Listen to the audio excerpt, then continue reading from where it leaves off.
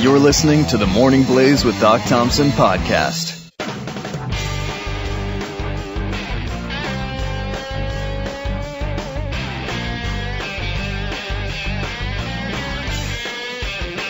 Doc Thompson. 888-900-3393. Get some calls coming up probably next hour. And also you can tweet at us at Doc Thompson Show or at Skip Lacombe. Cincy Browncoat learning this morning. Even Francis Underwood is looking at Eric Cantor, shocked at the depths of depravity Eric Cantor will go to. Yes, from House of Cards, even Francis Underwood cannot believe it. He said, wow, that's that what guy's a tool. That guy's a dirtbag. What wow. a douchebag. Folks, this information, we'll see that Eric Cantor loses his job, but only if people know about it. It's up to you to spread the word. Please, about an hour after our show today concludes, go to the podcast. It'll be posted by then, theblaze.com/Doc Thompson, and share this with people. Do the work. We're doing the work at our end. We're putting the information out there. We're collecting it. Great groups like redstate.com doing the work. They're putting it out there. But we need your help to spread it. So just go ahead and tell people, and it's done. We start turning this thing around. More information now. My buddy Sarah James. Sarah James joins me. How are you, Sarah? Good morning. So happy to have you on board. Sarah has a blog. It's sarahforamerica.com. By the way, Sarah, I got to tell you, I think that's a clever name, but I got to tell you, there's probably a lot of people who think that has to do with Sarah Palin. Well, I know. Sarah for America. It actually did at the beginning, and then I kind of switched it over for myself. Oh, okay. So Sarah for America. I've known Sarah for years now. She helped start the Richmond Tea Party when I was on the air in Richmond, and we worked together. She has since moved to Texas, some career changes in their life, but she still operates the blog and still knows quite a bit about what's going on in Virginia. And Sarah, you have a blog piece that I hope people will go and read the details of, something that I think by itself gets any member of Congress fired, because it shows it's not about Democrats and Republicans. It's about D.C., the elitists, the rich against the people. And that is Eric Cantor's involvement in the Stock Act. First of all, explain what that is. Well, it stands for the what does it stand for? I'm trying to remember. Basically, the Congress, their stocks had been outperforming the rest of ours for years, right? Mm-hmm. And everybody's thinking, okay, it's either brilliance or it's dumb luck, and nobody believes that, right? So in November of 2011, 60 Minutes comes up with an expose, and it targets 4 Republicans and 1 Democrat, who happens to be Nancy Pelosi, and it calls out them for insider trading. And so Congress freaks out, and they say we've got to do something about it now. And so in December, the chairman of the Financial Services Committee puts together a draft bill, and is to stop insider trading. Now, I remember we talked about this, and the only reason they did anything is because of people like you, Sarah, and me who talked about this. And just so people understand what that is, and you're right, it's the Stop Trading on Congressional Knowledge. It's Insider Trading Act. And what that means is that congressmen and their families and staffers were able to take the information they had because of legislation, like maybe a contract that's going to come through to help one company, or they're not going to get one, all of this stuff to get an unfair advantage over other people when buying and trading stock. And if they were able... Right. So if they were... Here's the key to it, though. It's not just that they got rich off of it. It's if they bought or sold stock based on that knowledge, they screwed whoever they were buying and selling against. So, in other words, if I sold at $20 a share because I didn't have this information, and Eric Cantor went and bought it at $20 and it went up to $100 because he did, I lost out on that. He took advantage of me, and vice versa. If he sold, he stuck me with something that he knows was going to tank. Exactly. So that's the insider trading, yeah. Right, okay. So anyway, in December, everything's progressing along great. It's completely bipartisan, which is very rare at this point. And all of a sudden, Eric Cantor stops it and says, wait, it's going too fast. We need to review this. And both people on both sides are like, wait, we've got the momentum. No, let's keep going. It's so rare that we could get together on something. And so they start to have doubts, both sides, particularly on the other side, because they have doubts about him anyway. And he takes the time, he strips some provisions from the Senate version of the bill, having to do with what they call political intelligence. And that's when, let's say you're a lobbyist or you're an insider, and you find out, you go up to your congressperson and say, hey, how are you going to vote on this?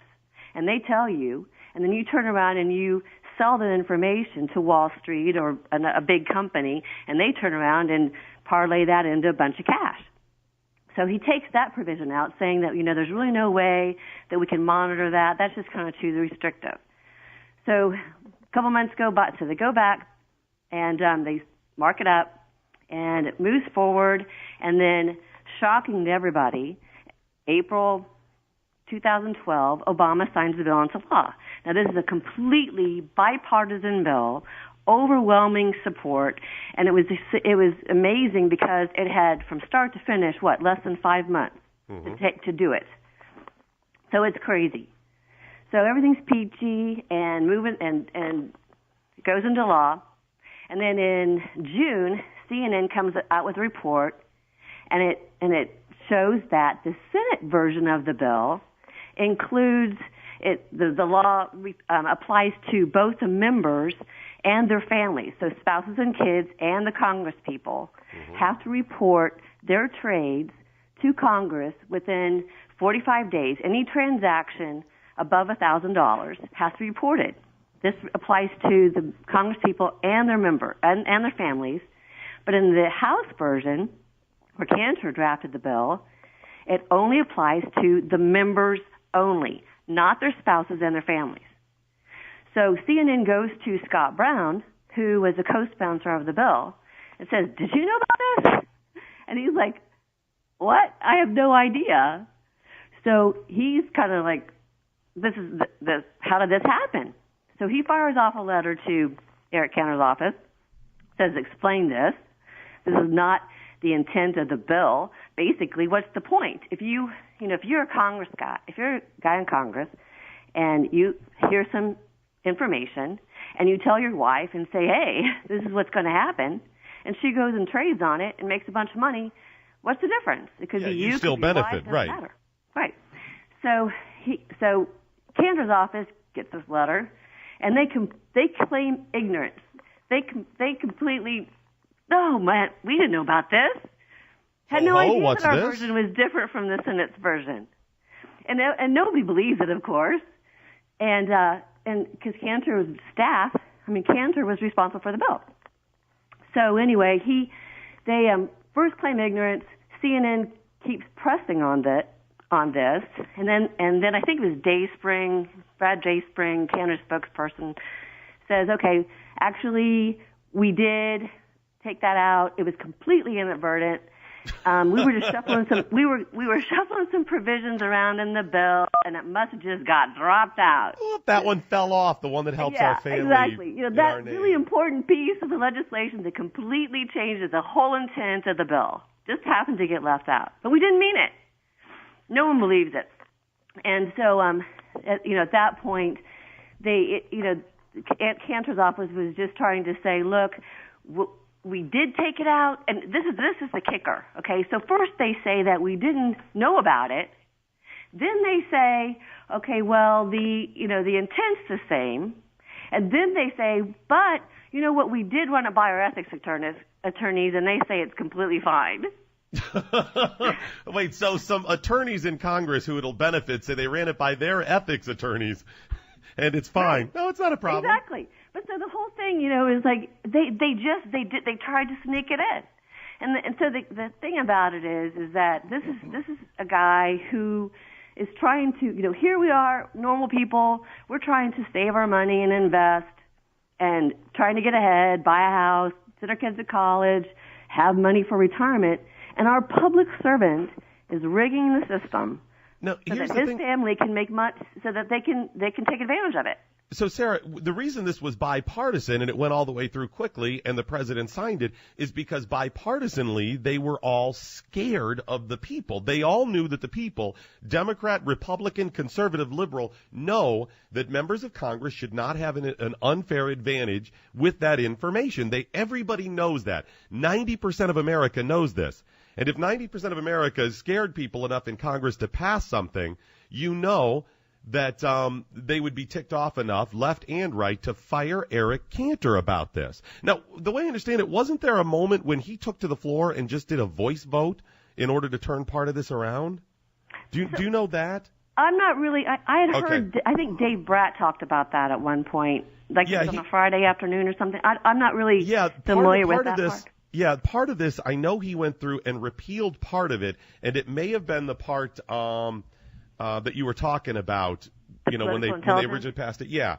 On a Friday afternoon by a voice vote, when most of the members had already left. He just took to the floor, voice vote, if there's no objections, done. This is the type of political trickery in order to keep power and screw the American people. It's a travesty. It is. It's totally an abuse of power. And I think it's because the fact that, here's when he was reelected in 2010 and he knew he was going to be majority leader at that point. He's like, okay, here's a chance. We're going to turn things around. We're going to show the people that we're listening to them and that we care. And then he immediately goes out and does this kind of stuff. So in public, Eric Cantor is somebody who quite often, look, we're doing the right thing. This is great. But behind the scenes, Eric Cantor is concerned with lining his own pocket and the pockets of other people that, he's in bed with, essentially, the other political adversaries. It's power and money. He's screwing the American people and the people of Virginia at every turn while, up front, hey, look, the Stock Act, I'm all behind it. We shouldn't trade on congressional knowledge, and yet then changes it. Yep, and I think that's the thing. Like you were mentioning earlier in the program about him going down to Amelia Island. I think the good thing about it is we have some transparency because at least we know about it. He's going down there and he's making a speech and he's declaring war on conservatives. Well, I'll tell you what, Sarah. Yeah, go ahead. I'm sorry. No, that's okay. So I think that the people. I think that he is really good. I've been a thorn in his side for quite some time. I'm probably not his favorite person, but he's really good at pretending to be for things he's really against and against things that he's really for. And he's, to me, he's just very deceitful. And I just hope that people get the message that they need to take this really good opportunity to vote for Dave Bratt. Well, I'll tell you what, Sarah. I want people to go to your blog. It's Sarah, S-A-R-A, foramerica.com, right? Yes, it is. Thanks. Sarah, S-A-R-A, foramerica.com. Read about this and some other real significant problems with Eric Cantor, and they can help spread that word as well. Thanks so much, Sarah. I really appreciate you joining me and laying it out, okay? Thank you, Doc. Have a great day. You too. She mentioned the Amelia Island. I'm going to give you the details on that and what she means and what Dave Bratt meant about the Soros stuff. This, by itself, again, should be enough that sees him booted out of office and will, if you spread the word. Details on that, who he's connected with, and how the web spreads out all across some of the people that you like and have believed in and supported, coming up next on The Morning Blaze. You are listening to the smooth sounds of The Morning Blaze with Doc Thompson. On the Blaze Radio Network!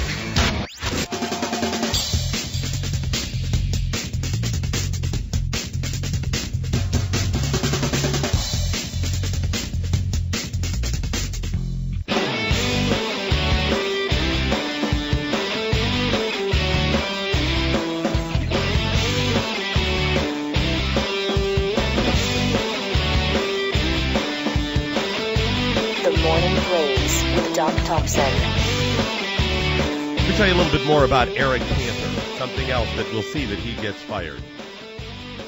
Eric Cantor's support, primarily in his district, comes from Republicans. They have managed to stack his district. Eric Cantor's district is so Republican that somebody could actually challenge a Republican, like Dave Bratt, let's say he were to lose the primary, which I don't think he is. If they were to lose it, they could probably challenge him as an independent. And even if people go, well, you'll split the vote then. They could split the vote and still not elect the Democrat. That's how heavily Republican his district is. That's how heavily Republican it is.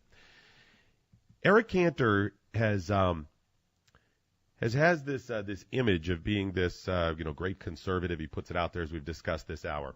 Next weekend, Eric Cantor, Kevin McCarthy, other leadership in the House of Representatives, originally John Boehner, but I think he's backed out now, probably because this has been exposed, and look for Eric to potentially back out as well.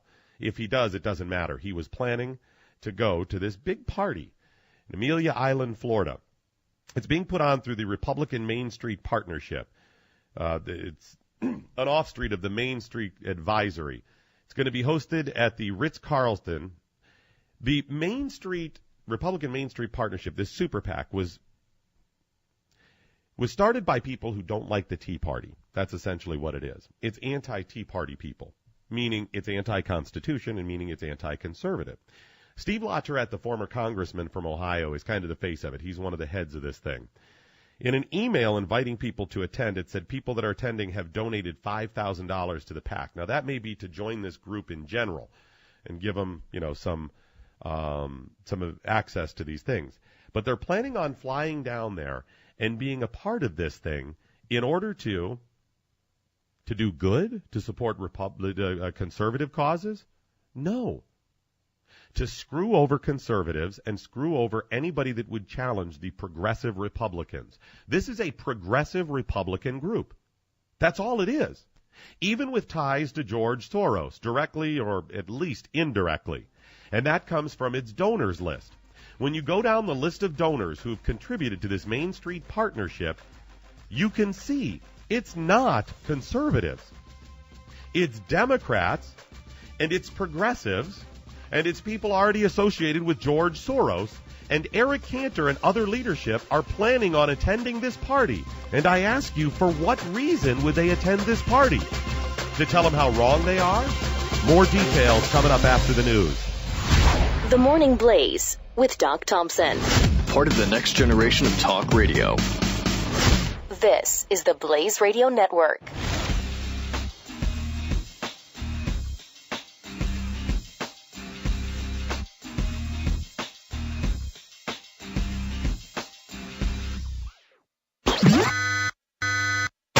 Warning, the following program has been cited for its copious inclusion of the word freedom, and therefore has been deemed a concern. Listening may subject you to additional scrutiny by the IRS, DNC, TSA, NSA, PBS, IRS, NPS, RNC, GAO, DOJ, EPA, NASA, CIA.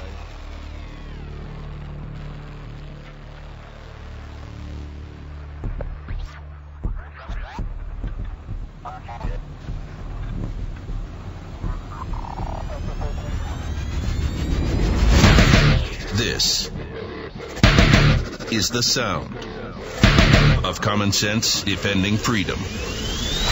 The Morning Blaze with Doc Thompson. All right, get those tweets in to us. Use that hashtag What I Learned Today, if significant enough. If deemed worthy by Rick, we'll include you at the end of the program as well, but some that skip finds of note. Yeah, we had Donna tweeting at us, quoting, "Progressives are nothing more than patient communists." Of course, quoting Glenn Beck. He was describing at GOP leader Cantor. So, what have you learned so far today? Have you learned anything yet? I mean, there's a powerful last hour. I learned that Eric Cantor has ethics attorneys. Ethics attorneys working for Eric Cantor? Really? Wait a minute. If you're an ethics attorney that's working for Eric Cantor, you're doing it wrong. Seriously. You are really screwing something. Or maybe Eric's doing it wrong. Now, see, I'm trying to decide whether or not this ethics attorney working for Eric Cantor is a really, really good attorney or a really, really bad attorney. I'm not sure. It could go either way. How you doing? I'm Mephistopheles. I'm an ethics attorney. You see by my resume. I can imagine Eric interviewing this attorney. So I see Mephistopheles. You have my resume there. Yeah, you have a long history of douchebaggery. Yeah. I've been an ethics attorney for quite a while now. Such notable people as Nancy Pelosi. Her ethics attorney for a while, and donated to President Obama's campaign. And, great. I'd love to be your ethics attorney now, too. I'd love to get hired, Mephistopheles. Hold on 1 second. Let me So, you can see a lot of got this nice corner office. We've got it set at 98 degrees always for you. Here's what I'm going to need. I'm going to need a whole other team of demons, attorneys to work with me. Oh, we'll get you whatever you need. I don't know if you know this, but we got a big job tackling your ethics there. I don't know if this is a whole lot of stuff going on here. I've got a huge bank of cash. Don't worry, Mephistopheles. You can have whatever you need. I can spend as much of the American taxpayer money as you need, buddy. That sounds great. So, I guess I'll start tomorrow then? Don't worry. Yeah, you're hired. Yeah, he has an ethics attorney. That guy, I can only imagine it's like the assembly line. Dun, dun, dun, dun, dun, dun, dun, dun. They just, files keep coming in. I can't keep up with it. It's like Newman on Seinfeld. It just keeps coming in and coming in and coming in. And then all of a sudden I hear all about this amnesty thing. I can't keep up with it.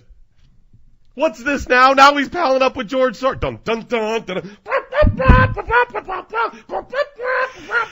I can see his ethics attorney is going to come out later today and being like, folks, I can't do it anymore. I'm screwed. You know, I've been trying to make the actions of Eric Cantor look okay as an ethics attorney, but I'm not a miracle worker. Come on. I'm not magic after all. I'm Satan, not Jesus. No, exactly right. So here's the deal. House leadership, it was supposed to include John Boehner. It looks like he's bailed at this point. But Eric Cantor, Kevin McCarthy, and 25 other members of Congress, all set to fly to Amelia Island for a big meeting.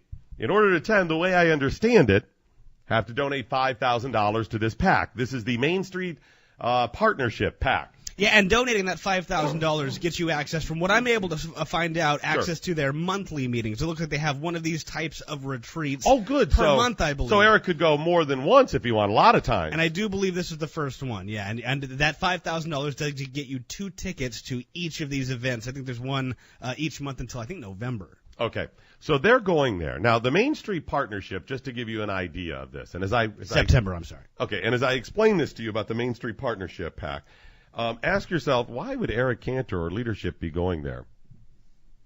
So I told you it's being headed up, or at least Steve LaTourette is involved. Steve LaTourette is a former congressman from northeastern Ohio. I have met Steve LaTourette countless times, because I worked in Cleveland for 10 years, and he was a regular on the show.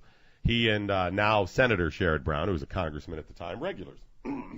I've met him, I can't tell you how many times.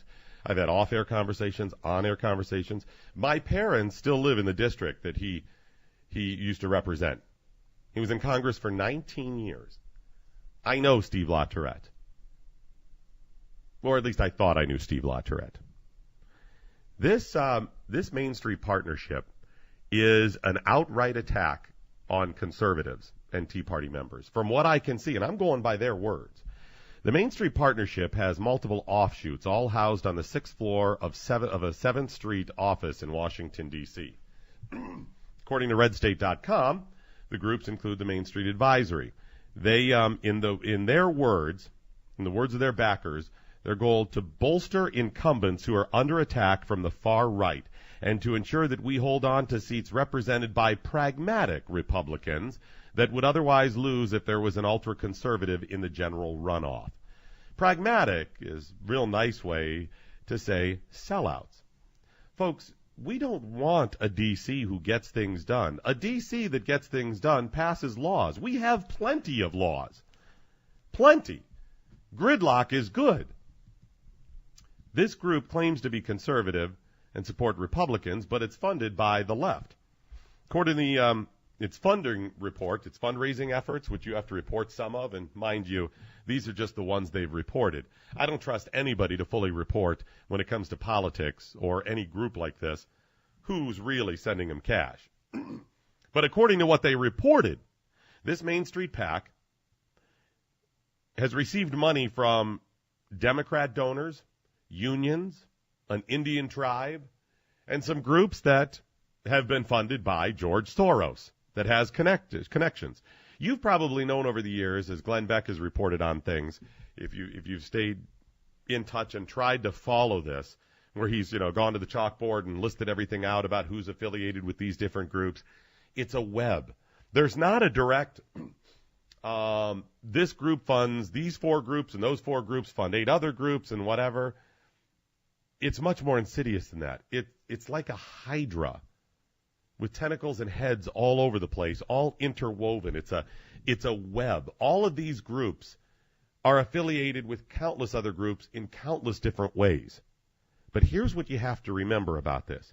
Main Street PAC has gotten money from many of those groups that are affiliated and connected with, one way or another, some ways, sometimes multiple ways, with groups that are funded by George Soros.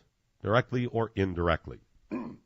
Why would Eric Cantor and John Boehner, people who you would suppose are fighting passionately against the stuff that George Soros stands for, why would they and Kevin McCarthy and other Republicans be willing to head to this group? Are they going there to show them the error of their ways? They're going to stand out front and preach the gospel of conservatism and free markets? Is that what they're going for? Why would they attend this? Why would they give this PAC money? It's pretty obvious, isn't it? Steve LaTourette said of this PAC, they've decided to systematically, meaning Tea Parties, go against center-right Republicans in primary elections.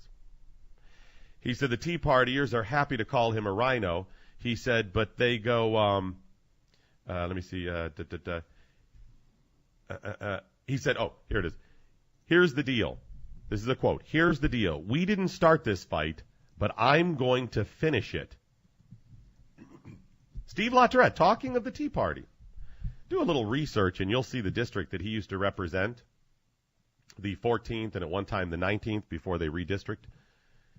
This is a group that is a district that is filled with Tea Party groups. This is the average hard-working American out there that believes in the Constitution. There are more people like that in that district, and yet he never spoke out like that when he was a congressman. But now he has declared war with this group on the Tea Party, meaning he's declared war on anybody who wants Congress to be held accountable. Folks, there are multiple fronts that we are fighting on here. Yeah, it's traditional Democrat, Republican a little bit.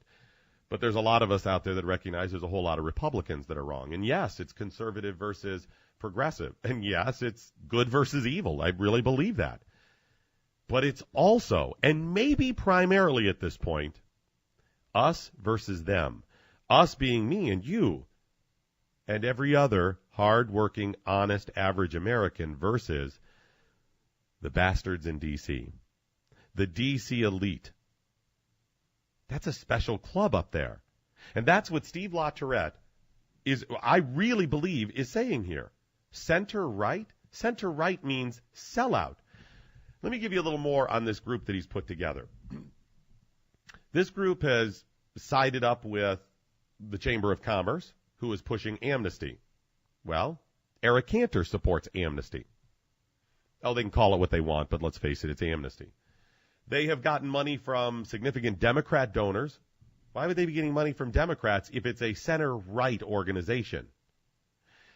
Multiple unions. The Laborers Political League Education Fund gave them, looks like $100,000. The International Union of Operating Engineers, EPEC, gave them $250,000. Laborers International Union of North America gave them $150,000. The Marine Engineers Beneficial Association gave them $150,000.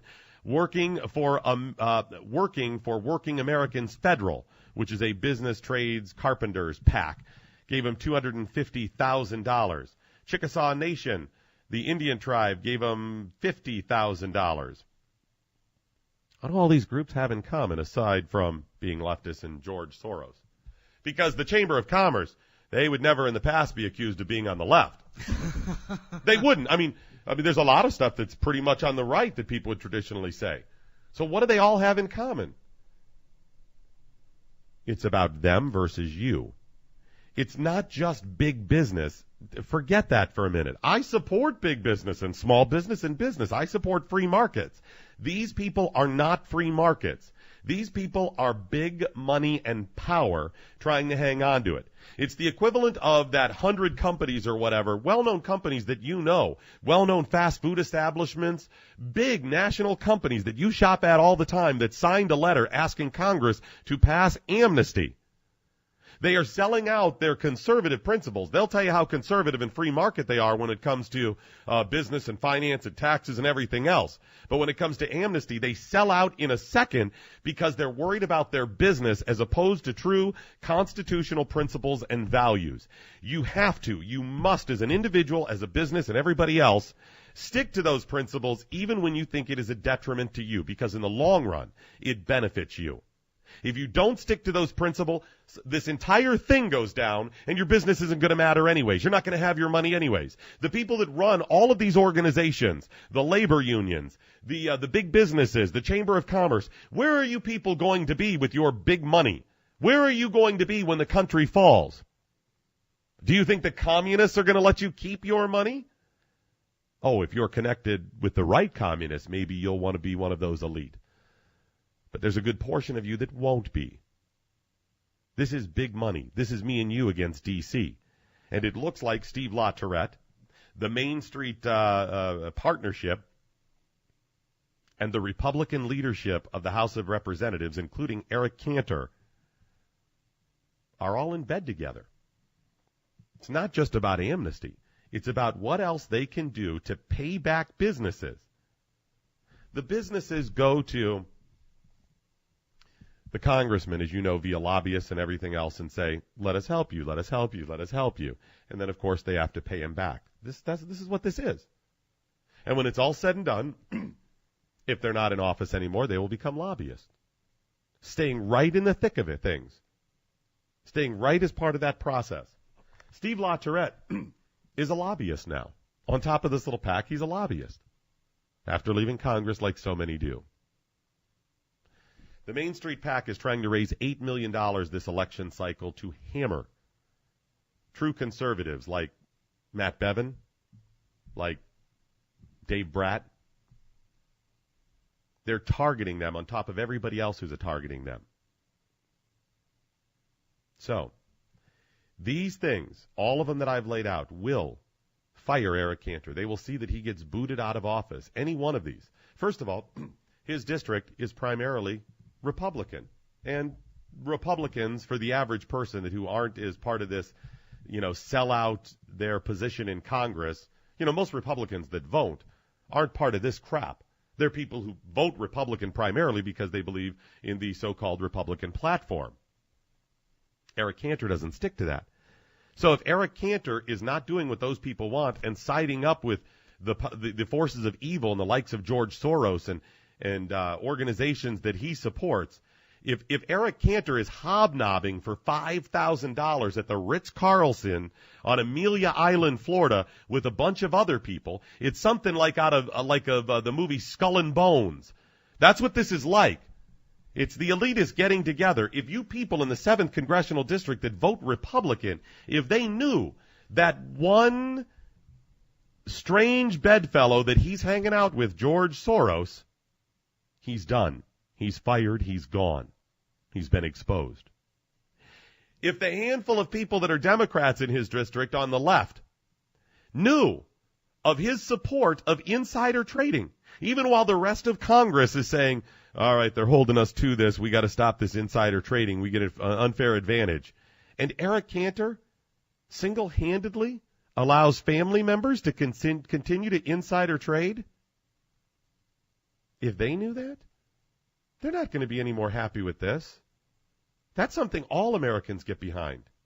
If the conservatives, if the Republicans in Virginia knew of Eric Cantor's information, true behind-the-scenes political tricks of stacking the deck and slating people against the will of their Republican brothers and sisters in the Commonwealth of Virginia, he is done.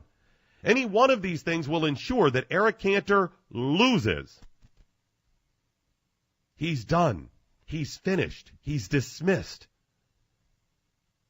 But only if people know it. I could go on and on for Eric. His wife is an extreme leftist. How do you think that goes in your household, in his household? Don't believe this James Carville, Mary Matlin stuff about how things you can be that different. For most of us, if your wife says something else, you're going to go along with your wife. Anybody that's been married successfully over a year and a half recognizes, yes, dear. That's what goes on at his house. They're sellouts. It's about big money. If you want to fire Eric Cantor, it starts today. I provided the information. Share the podcast, theblaze.com/Doc Thompson. Share today's podcast. Send the emails. Send the tweets. I'm not giving up. In the coming couple of weeks, I am staying on Eric like flies on white rice. I will be all over this guy. He is going down. I will not stop fighting until Eric Cantor is out of Congress and out of elected office forever. I have exposed him today. And if you feel the same way, you've got to share that information. This is the Morning Blaze. You're waking up to the Morning Blaze with Doc Thompson, part of Generation Blaze, only on the Blaze Radio Network.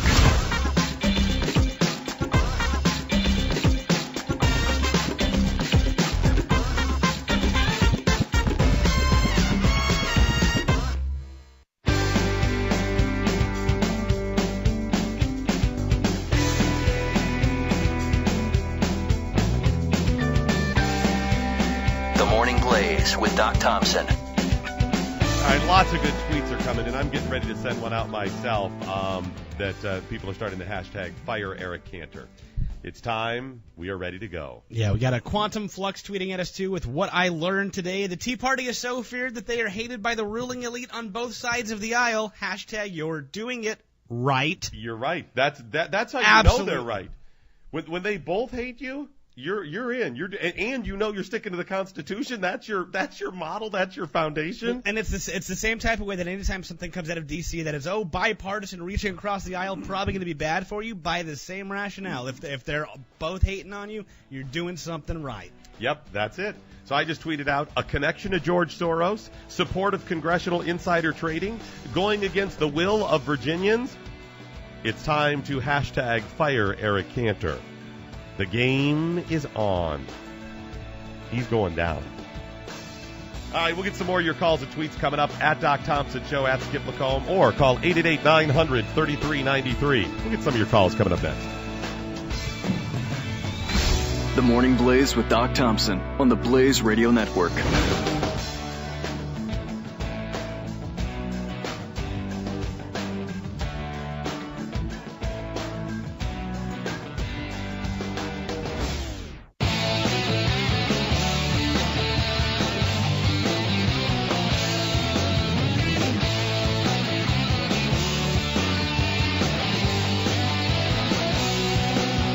The Morning Blaze with Doc Thompson.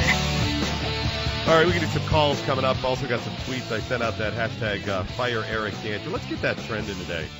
Trust me, the more pressure you put on Eric, the worse it's going to get. He's going to make some even some bigger mistakes. It's going to be exposed even more. Use the hashtag fire Eric Cantor. Yeah, we had the Steve42 tweeting in what I learned today. Eric Cantor's a Republican? I understand how that would be kind of confusing. It gets to some a little confusing there. We had to make sure to go back and check the records. I mean, in fact, you looked that up, right, Skip? We're not just going. You did look that up about Eric Cantor being a Republican, right?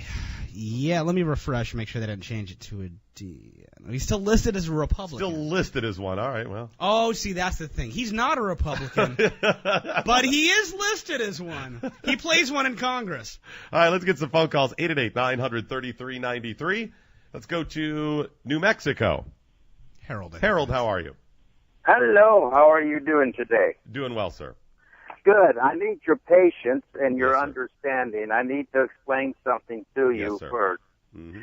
At the Declaration of Independence, our Constitution, I'd like to try to explain it in a spiritual way, that when our forefathers came to this country, we came here in spirit and truth, not in religion, but in spirit and truth.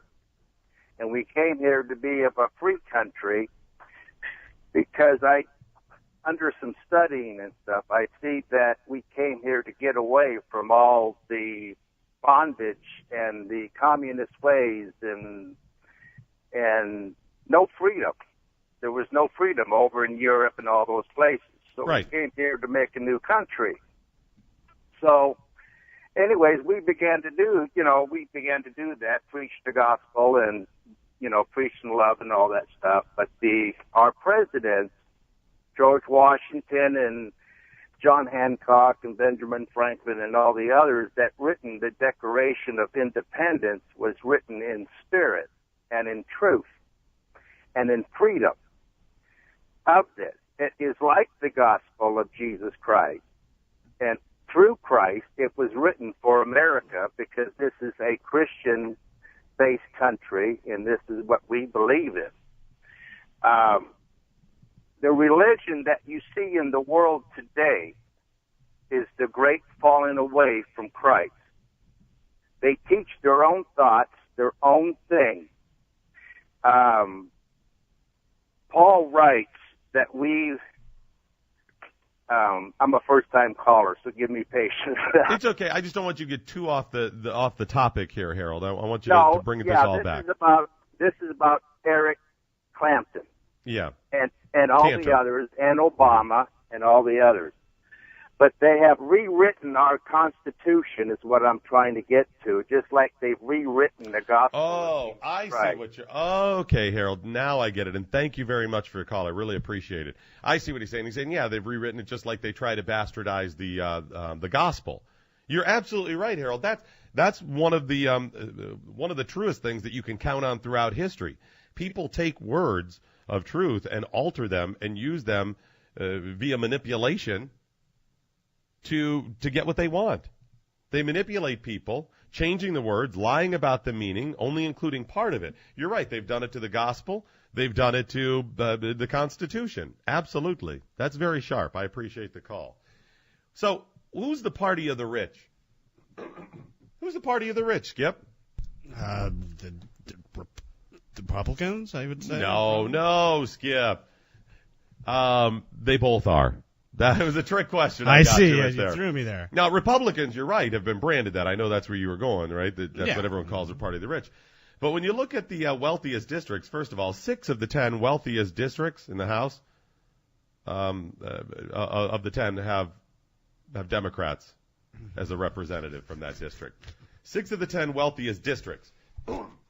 So how are the Republicans the party of the rich? The dirty little secret is they both are the party of the rich. It's about me and you versus them, not them versus each other. That's the lie that they've told us. So, for example, New York 12, Carolyn Maloney, she's a Democrat. Average per capita income, $75,000. Nationwide, the average is just under 40, right about 40,000 a year. It's almost double that. Henry Waxman is retiring from California, 33. That includes Santa Monica. That's 61,000 average per capita income. New York 10. Oh, by the way, those are both Democrats. Another Democrat, New York 10, Jerry Nadler, average per capita income 56,000. California 18. Anna Eshoo, she's a Democrat, same thing. Connecticut 4, Jim Himes, Democrat as well, per capita income over 50,000.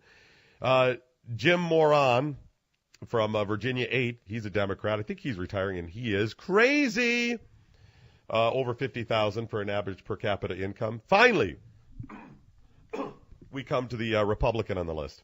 Leonard Lance, per capita income of his district, almost 49,000. He's from New Jersey, 7. Then Nancy Pelosi, California, 10. New York, 3. Steve Israel, another Democrat. So Democrats run the wealthiest districts. But what about their income? Who's the party of the rich, Skip? Yeah, the Republicans. Both of them. Both. Yeah, you got me again. See, I've been so branded with that. But the Democrats, it's a Pavlovian thing. The Democrats have 6 of the top 10. Top 10 richest people. Michael McCall, Republican from Texas, leads the list with almost $300 million. He's a Republican. Darrell Issa, number 2, a Republican, $220 million roughly. The next 5 are all Democrats. Jay Rockefeller from West Virginia, Mark Warner from Virginia, Gerald Polis from Colorado, Richard Blumenthal from Connecticut, and Dianne Feinstein from California. They range from $46 million to $82 million personal wealth. Then you got 2 more Republicans. Vern Buchanan, he's a Republican from Florida, $44 million. Jim Renacci, I don't know the name, from Ohio, about $35 million. Nancy Pelosi rounding out the top 10, $35 million. This is their personal wealth. 6 of the top 10 Democrats. Some other notable people who make the top 50 list of wealthiest people. Lamar Alexander from Tennessee, the Republican who's been there 4,000 years and is going to get beaten. He's going to get beaten by Chris McDaniel. By Danny Page. By Danny Page that we've had on. $10 million. John McCain, $10 million. Tom Harkin, who's retiring from Iowa, $10 million. And is likely going to get, he wouldn't get beaten, but he'll be replaced by our buddy Sam Clovis. That's who you look for there. Mitch McConnell makes the list. Mitch McConnell, who's just in it for the average American, who's only been there 30 years in the Senate, who went right to the Senate, no other office. This guy really knew how to get the job done. His first campaign. I didn't realize that. Oh, yeah. His first campaign, he showed the former guy, the guy he beat, with because he hadn't been there for some votes. They showed a bloodhound as the, I can't remember what his name was. Where is so-and-so? This bloodhound's looking for him. I'd rather have that guy not showing up for the votes would be better than Mitch McConnell showing up for the votes and voting against what we want. So Mitch McConnell, almost $10 million. Kay Hagan, another noteworthy from North Carolina, $7 million. She's done, too. Oh, yeah, she's going to get beaten, period, and it's going to likely be by Dr. Brannon. Dr. Greg Brannon, exactly. Here's the thing. They're both the party of the rich. Because even if you go into Congress not rich, if you're there for any length of time, you're coming out rich. How does that happen? How do you get rich on a $175,000 a year job? I mean, that's great money by comparison. But how do you end up with $10, $20 million making $175,000 a year? You got to live on some of it. But even if you're able to put it to $100,000 away a year, I mean, because you got to pay taxes, theoretically. I mean, for Congress, you don't know. Maybe there's some exemption. But maybe they pay their taxes and are still, Skip, able to put away $100,000 a year. It takes 10 years before you have $1 million. You'd have to be in 70 years to make the $7 million that Kay Hagan has. You'd have to be in 100 years to make what Mitch McConnell has. He did it in just 30. Mitch McConnell would have had to have been, you want to talk about efficient, he would have had to have been there 100 years in that salary to make that much. He did it in just 30. How is this possible? They're not that lucky with investing. These people aren't that bright. You know they're not that bright. They've got $17 trillion in debt. They're not good with money. Unless they have insider trading information, which they do. I've got a campaign that I'm going to release in the next week or so that is really going to fix the wagon of Mitch McConnell and Eric Cantor. I am not done with these people. I am serious. I am not done. And I ask you one thing. Do your homework and vet these people. And when you find the truth, pass it along. Share our podcast today, theblaze.com/Doc Thompson. Tell people who Eric Cantor really is. Tell them who Mitch McConnell really is. And ask them to consider Dave Brad against Eric Cantor and Matt Bevin against Mitch McConnell. If you tell the truth, and enough people know about him, Eric Cantor is fired and Mitch McConnell is as well.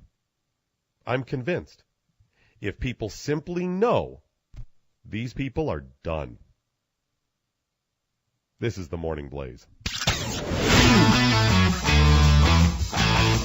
The Morning Blaze with Doc Thompson will be right back on the Blaze Radio Network.